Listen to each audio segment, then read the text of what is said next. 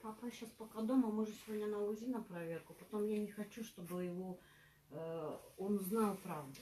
Потому что когда была вот в прошлый раз съемка, да, он правду не знает. Он не знает, что у него рак 4-й стадии. Вы понимаете? Для него это будет очень большая трагедия. Он знает, да, что у него грибок. Мы так сказали. Что у него грибок, он знает, что у него метастазы. Но конкретно правды он не знает. Вот я его поставила на учет в онкологии. Вот эта справка, которую дают в онкологии, это просто приговор того, что идите домой и умирайте. Просто нам выписали справку, вот ваш кодовый номер. Я говорю, что можно сделать? Берите обезболивающее, колите, все. Мы, получается, отказники.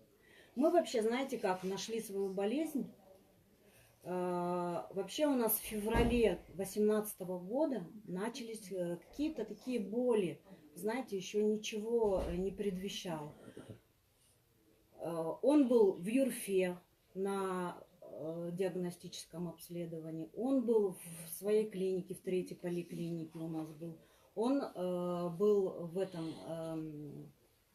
В Джале мы сдавали и колоноскопию, и гастроскопию. Мы все сдавали. Мы не могли найти свой диагноз. Получается, в 7-м месяце 2018 года нам поликлиника 312 ставит метастазы в печень. Отсюда мы узнаем, что у нас рак поджелудочной железы, хвостовой части. Вы понимаете, мы бы могли это все раньше найти, если бы нам медицина предоставила... А как сюда попали? Нет, я сейчас расскажу. Вот смотрите дальше. Мы узнаем в 7-м месяце, что у нас рак поджелудочной железы. Мы идем к Саякову. Я сама лично ходила к Саякову. Оттуда. Саяков сказал, единственное в вашем случае химиотерапия. У нас есть родственники в Беларуси. Они нам звонят и говорят, приезжайте, у нас онкоцентр знаменитый, который может помочь. Мы туда едем. Мы проходим там 6 химиотерапий. 6 химиотерапий. В Белоруссии, да? В Беларуси. В онкоцентр. Каждая химиотерапия стоит $1000. Плюс проживание, плюс проезд, питание, плюс все обследования. Это у нас выходило в хорошую сумму. Я не могу сказать вам в 3-5, но это около $10 000. Около 10. Потому что перелеты туда-сюда, плюс они там у них получается большой онкоцентр. Там обследование проходишь, КТ там все проходишь. Плюс каждая палата, то есть платишь за больного, и плюс мама с ним была. Все это моя мама проходила с самого начала. Плюс я с самого начала вот это все проходила. Когда вот это выкладывают, что пришли журналисты и спрашивают, что у вас болит, с насмешкой, а когда он говорит, у меня грибок, вы не представляете, что я видела это по телевизору, да, и какое у меня огорчение было, просто-напросто. Она не видела, как он загибается с болями, она не видела этого. Когда твой отец загибается, ты ничего не можешь сделать. Журналисты, да? Да, единственное, мне предлагали, берите обезболивающий морфий, колите, все. Теперь мы проходим 6 химиотерапий. Нам так говорят, химиотерапия 1,5 месяца. Ну, уже 6 мы прошли, там уже больше пока нельзя этого делать. Начинается у него тромбоз, начинается боли начинаются, понимаете, оно прошло 1,5 месяца. Он приезжает в ноябре месяце после химиотерапии, он приезжает сюда. Я знала о Хашимбайке давно но я не обращалась, потому что он в то время был под следствием, и я не могла приехать. Он приезжает, когда папа приезжает оттуда, в Подольска, у меня все бумаги есть. Вы его тоже нашли, получается, в интернете или как? Нет, я его о нем уже давно знала. Но в каких источниках? Это по народу. Я по народу знала. И знала, что в интернете есть такая слава, что его... Но понимаете, когда человек это не прошел сам, болезнь, он не может сказать, что это лжеврач. Потому что он реально помогает. Например, в данный момент болей таких нету. Как Без были. морфия, да? Да, мы сейчас... Нет, понимаете, если я на морфию его посажу, я потом не смогу его ничего сделать. Мы приезжаем сюда, Хашим Байке выходит Из СИЗО. из СИЗО, да. Я приезжаю сюда, Хашим Байке мне говорит в открытую: я не могу тебя взять лечиться, потому что я под следствием. Я на коленях его умоляю: возьмите, у нас не идет время на года, у нас идет время на недели, вы понимаете? Потому что метастазы начинают это все, метастазы это начинают прогрессировать. Он мне говорит: я не могу. Я говорю: я напишу доверенность, я все вам сделаю. Вы только возьмите меня, вы мой последний шанс. Потому что вот эта справка, это отказ. Идите домой, ложитесь, умирайте. Это отказ, понимаете? Пожалуйста. И теперь как? Ваш отец? Нормально, сейчас нормально, более-менее, по крайней мере, для нас 2 месяца и нету прогресса, то есть не прогрессирует болезнь, метастазы, для нас это уже хорошо. Понимаете? Для нас, я говорю, мы, например, без Хашим Байке, я говорю, как мы будем без вас жить? А лечение Когда вы- Хашим Байке вы как оплачиваете или по собственному как бы желанию? Я ему дала доверенность. Доверенность дала моя мама, доверенность дала я и доверенность дал отец. Что мы согласны на его любое лечение, то, что он предлагает, то, что он считает нужным. Независимо от каких. И здесь я сама понимаю, мы прожили там, в Подольске, в Москве мы прожили, мы в центре Малышева были. Нам развели руками и сказали: ну что вы понимаете, у вас 4-я стадия, и все. Оплачивать. Я когда могу, Хашим Байке, я ему говорю: вот, Хашим Байке, я могу вам оплатить, но в данный момент у меня сейчас нету денег, и я не могу ему оплатить. Потому что у меня очень большие расходы. Вы сами знаете, вот я пошла в онкологию, да, КТ мы делали, 7 тысяч стоит у них КТ. Легких и малого таза. 7200 мы оплатили. Везде идешь, везде оплачивается. Поэтому Хашим Байке сказал: я не требую от вас денег, вообще не нужно мне платить. Я ему сказала: Хашим Байке, как я смогу, я вам заплачу. Все. Суть моего вопроса, потому что Джилы Самовеком лично хотела в этом убедиться, что вы не это, что он, получается, есть такой слух, что он прям с онкологии забирает больных, заставляет вот тут лечиться, забирает баснословные там суммы, собирает.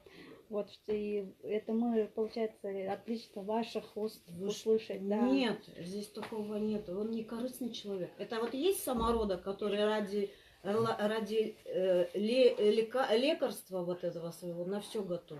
Нет, это нет. И я это опровергаю. Что он вымогает деньги? Нет. Это нет. Спасибо. Спасибо. Можно я ваши данные? Да, конечно, напишите мои данные. Бұл Вот жерге посмотрите, Тәжікстаннан келген жергілікті этникалық кыргыздардан. Саламатсыз. Сиз качан келдиңиз эле? Бул табып жөнүндө каяктан уктуңуз? Өз ыкчарыңыз менен Кара Балтада 2 балам жашайт. Ошо балдарым, кыздарым жашайт мына Бишкектин кентинде. Өзүңүз Тажикстанда жашайсыз? Тажикстанда жашайт. Семейинде да 2 балам бар. Ой, 68. Ошондо жашап жүргөн чагымда бул балдар бул кишини укалаттан интернеттен кайдан уксалар, бул укалаттабайдай жакшы киши бар экен мындай. Ошондо дагы айт экен жаман мен ашказанды деп. Угуп калгандардан кийин барып мени алып келдилер. Алып келдилер, мына жатканыма бир 5 күн болду бу. 6 күн болуп калды, Кудайга шүгүр. Ояктан аппетитим жок эди, аппетитим ачылып калды. Даже Тамак жей албайт элеңиз? жейилбайт элем. Тамагым жакшы ачылып, мына жакшы болуп калды. Куспай да калдыңыз? Жеп калдым, куспай калдым. Рахмат ушул кишиге, ошо дагы ошо ишиге ийгилик берсин. Канча болсо ийгилик кылайм ушу кишини. Сизди эч ким мажбурлаган жок. Өз ыкчарыңыз менен келдиңиз. Өзүңүз издеп таап келдиңиз. Өзүмүз издеп келип иши жакты. Нааразы эмессиз, э? Жок. Бирок больницалар толтура турса, кыргыз мамлекети болсо, андан аяка барбай бияка келгениңизди жаман көргөн дагы врачтар болуп атпайбы? Кандай дейсиз буга? Ого эми жаман көргөн врачтар жаман көрө берет. Бирок биз больницаларга баргансыз. больницаларга барган болсом бу киши дей караган, бу киши дей жакшы караган, бу киши дей мисалы айтканда ана мына берген дарылар бардыгы бизге пайда кылышты. Эч залал жок. Рахмат бу кишиге. Сакайып кеттиңиз андай. Ошо сиздердин пикирди угайын деп келген. Мен эми баягы жыйынтык чыгарып же ак же кара деп айткандан алысмын, бирок баягы угуп эле баягы сыртынан билбей көрбөй эле тиги эме диванда отурган эксперт болгум келбей, анан атайын келгемде ошо сиздерди көрөйүн деп. Рахмат, сакайып кеттиңиз. Сиз дагы каяктан келдиңиз? Аксыдан келдим. Аксыдан, Өз ыктыярыңыз менен келдиңизби же бул киши сизди Аксыдан сүйрөп келдиби? Мындай экенде биз кыргыздарбыз да, сүйрөп келбейбиз. Ооруганда издейбиз да. Мен өзүм операция болдум, онкология. Онкология операция болуп, жоон чегген операция болдум. Анан операция чыктым. Анан ошол жерден мен мына айтышпаган, мен билип атам. Мен мага көрсөткөндө кичинекей эмесин көрсөттү. Мен аны алып таштаган экенсем албаган, алышпаган экен. Рак айланып калды деген. Жоон чегиден. Андан кийин уже эметип калгандан кийин химиотерапия деген. Химиотерапияны өтө көп уктум. Бирок аны качыда уктум. Анан бияка келип уже более өзүм эмеме түштүм да. Ал ден соолугумдун канчасын десем, почти бул киши бардыгын карайт экен, бир эле, бир жактан карайт. Биринчи жүрөктү дарылады, бөйрөктү, боорду ушуну кетет. Бул кишини угуп келгенсиз өзүңүз? Анан өзүм келип издеп. Бул жактан келгенде ошол мезгилде бул киши эмеде экен. Камакта. Анан кийин чыгып келгенден кийин 40 күн болду уже. Мен жеңилип калдым. Өзүм келип калдым ушунда. Эгер химиотерапия дегенде булардан уктум. Химиотерапияда бул киши мурда жатып келди, бирок Москвада жатып келди. Ада жерден чыгып жакшы болуп чыгып кетти. Бул киши мурда жатты. Ада химиотерапия. Химиотерапия бизде кандай экенин мен эч кимди жамандагым келбейт, бирок мындай дардап кетиш кыйын экен. Сиз эми Аксыдан келипсиз, 40 күндөн бери жатат экенсиз, эми 40 күн оңой эмес. Ошо 40 күндөн бери күнүгө бул жерге дейин жүздөгөн кишилер экен, көрүп атасыз, сүйлөшүп атасыз. Анан кандай ой пикирлер угуп атасыз? Мисалы үчүн биз көбүнчө мындай жамандай беришкенин, ушул андан атайын мындай кызыгып, анан арыз барганынан мен жогорку кеңешке келдим да атайын. Сиз эмне деп ойлойсуз? Мен ушундай кызык экенбиз кыргыздар деп дагы бир айткым келет. Себеби бул кишинин колунан келип ушунча адам дарыланып кетип атат. Мен бул кишинин ушундай болуп келген кишинин дарылаган 40 күндө жатып кеткенин көрдүм. Жакшы болуп кетти. Бу жерде бирөө жатты, мен жанымда. Ашказаны жарып аскан экен. Ол дагы бир айда жакшы болуп чыгып кетти. Мен бу жерден жаман деген укканым жок да, пока жаман деген. Биздин колубуздан келсе мына сиздердин жардамыңыздар, ушундай адамдар ушул окшогон таап дейбизби? Эми бизде кыргызча таап деп эле койгонбуз. Ушуларды колдоп берсек деле, таап берсек, жолун таап берсек, мыйзамга коссок, буну просто кубастан бул жардам берсек, может ушундай. Ушунча адам иштеп келип атпайбы? Каяктардан келет экен? Ошол кишилер издеп келгенден тамырдан кармап табыш бир көп эле адамдардын колунан келе бербейт. Менин бир гана билем, тамырдан кармап bir günde 2 kaşık tamaka başka nesi koşulup kalan tamamdan karma tamamı düzüktürüyor. Bunday tamak şuakadlarını düşünüyor. Ben ertesine gelip durup, görsem ben bilmeyip eken, uydan eğer tamaktan bir kaşık koşup, 2 kaşık koşup kalan. Ben ertesine tamak buzup tutuluydu tamak. Ben bilmeyikler, ben ayalmaydım. Ayalımı karavat. 2 kaşık koşup bekliyordum. Şunda yani Kuday bergen tabi.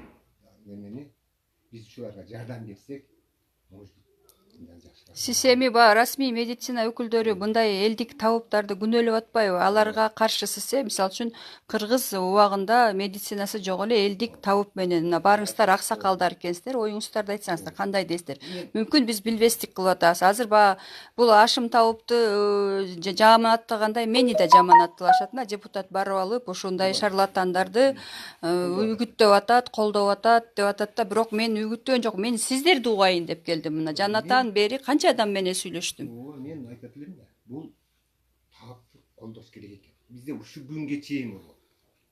Бир кашыктан дарылап кылып чөп дармен бутуна турускандар болот. Туурабы? Окту чыгарышкан. Ушу тааптар. Ок сайлаганда окту ушу дары менен чыгарып чыгарышкан да. Мына ошондой эле жок болуп кеткен экен. Бул киши эми чыкса, муну биз колдобозду, же башка кылбаста. А бул киши мен бирде көрбөдүм, башка немеде. Дарын толку өзү жасап, чөптүн дарысын. Ошо менен кыскартат. Siz da жатасызбы же кандай көргөнү келдиңизби? Bir tuğan benim ona var. Aha. Siz de Aksı'dan geldiniz he? Айтып берсеңиz кандай? Отуруп айта бериңиз аксакал. Толкунан көтөрдüm de. Onu tarmağa aytты. Kemrak dedi. Ben kovadan çatko. Okkalı sabah ötmeye kaldım. Şunday zaman bulduk. Bu aytkanı yok. 3 gün 20 aylam yok. Kanday kalan. Zaten canım namaz okudum. Başka hiç eylem kalmadı. Sen çıktı. Çıkıp kim gün var. Namazı bir hafta. İnternetten aşının adresini takıldım. Aşının adresini internetten takılan geldim. Gelsem, geç geldim. Geç gelsem, ben gelken günü türmeden gelken dedim. Jolotmaya koydu. Yani türmeden koydu. Çıkma gel, çıkabilirsin. Ertesi daha geldim. Çok emin kavul olmayan ki türmeden geldim aslında ben. Gördünüz mü ki ben çıkardı daha. Üçüncü daha geldim üçüncü. Çaldıran mükrededim. Malum. Bir olarak aytıp koyuştan. Karabadan kara, bir tamıra kara aytıp koyuştu. Ben senin şunu hatırlayayım. Geldim. O zaman malum konser geldi. Geldim. Gelsem geç geldi o zaman. İşte orada bir darılapçının işi var kanalında. Dardan kanap dur aytты. Al yürekten iki yüreği. 32 kana soğukuna gel yüreği. Yüreği ötten açar adam. Öldü deyip çağıran ekan. Onu şu şerigen aytты. Sen bunu dardan beri çıkarın o. Barıgasını çıkarın. Onun kim karaptan da kılma oturup. Kıngırak ekan o dedi. Kırak ekan o. Degen özüm bilgem de.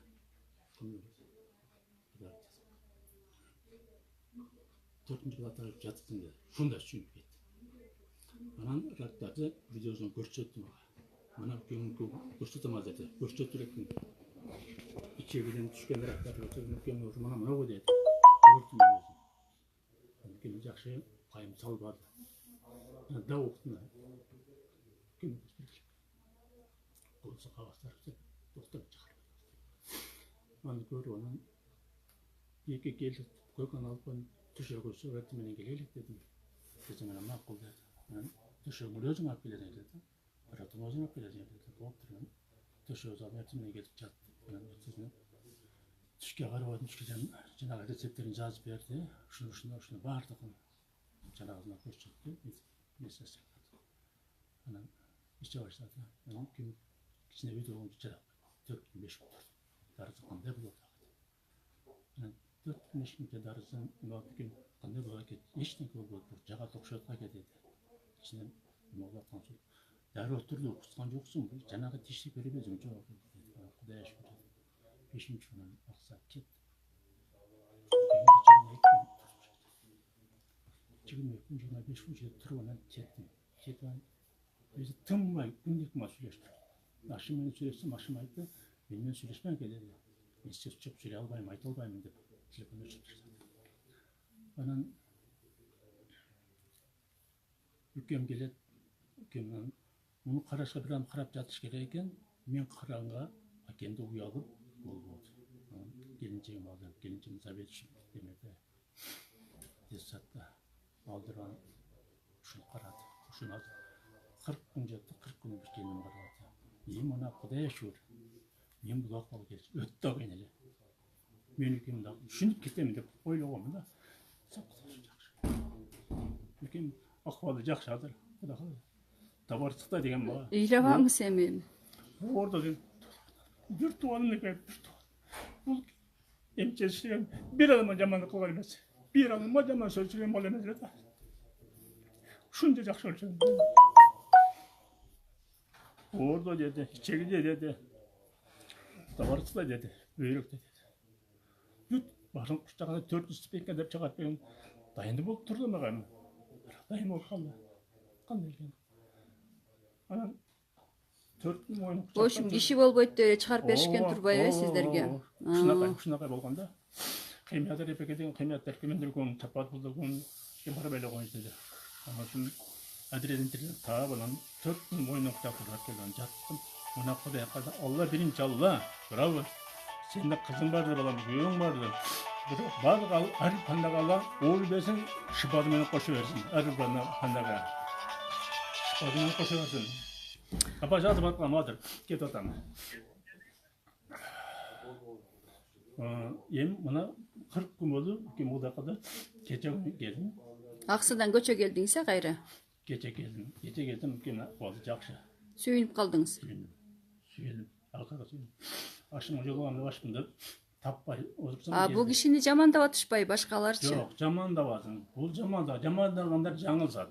Эгер де кийимин башына ушул окшогон иш түшүп кала турган болсо, келсе, кийим жакшы, кийим жамананын ажырата алат ала. Туурабы?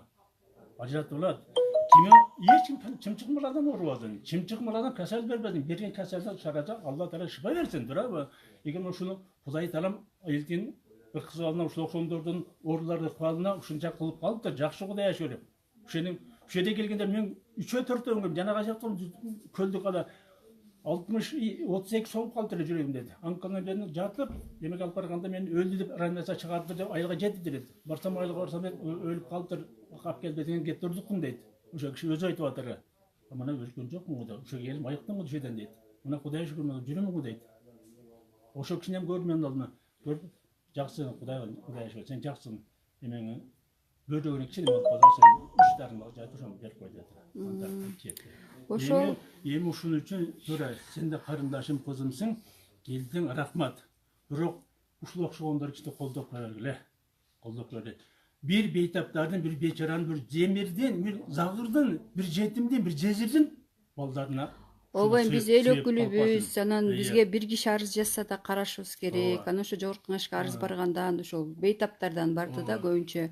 Ошол табыпка болушуп, ошо бизге шипа болуп атса, доктурдан таппаган жардамды бияктан алып атсак, биякта болсо расмий медицина жамандап атса, силер депутаттар ушул карабайсыңар, көңүл бурбайсыңар, бизди көрүп кеткиле дегенден мен атайын келдим бүгүн. Рахмат. Баягы көрүп алып эле трибунадан сүйлөй бербей ошол деп анан жанатан бери канча адамдар менен сүйлөштүм, эртең мененден бери мына көрүп туруп атабыз. Ошол чынан биз азыр мен ушул бир тууган үчүн ыйлап аткан эркек балдарды көрүп атам, аксакалдарды көрүп атам мен.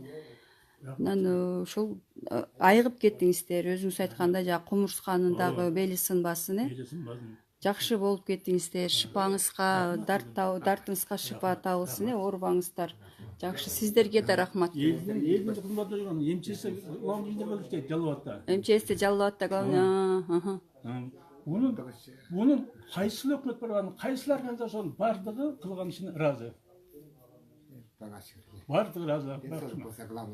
Главный денсаулык. Ошо жакшы болуп кеттиңиз, оорубаңыз, жакшы, рахмат сиздерге да. Макул, рахмат.